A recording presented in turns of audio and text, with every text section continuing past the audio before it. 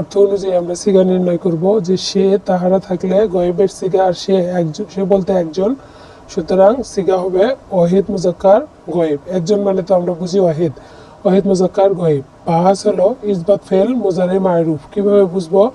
তিনের অধিক অক্ষর বিশিষ্ট এবং মুজারের যে চিহ্ন রয়েছে আলিফ তা ইয়া নুন, এর একটা চিহ্ন ইয়া এর সামনে এসেছে, সুতরাং এটা মুজারের সিগা। তাহলে বাহাস হলো ইসবাত ফেল মুজারে মারুফ। বাবে সামিয়া কিভাবে নির্ণয় করব আমরা? এই ইয়াজমানু শব্দটার মূল শব্দ কি? মূল শব্দ হচ্ছে জমিনা। তাহলে জমিনা ইয়াজমানু এর ওজনে আমরা বাব নির্ণয় করব যে সামিয়া ইয়াসমাউ। ভালো করে লক্ষ্য করলে বুঝতে পারবা যে জমিনা প্রথমে জবর জের জবর, সামিয়ার ক্ষেত্রেও জবর জের জবর। তারপর ইয়াস মানু, এখানে জবর সুকুন জবর পেশ। ইয়াসমাউর ক্ষেত্রেও তাই জবর সুকুন জবর পেশ। সুতরাং এর বাব হলো বাবে সামিয়া।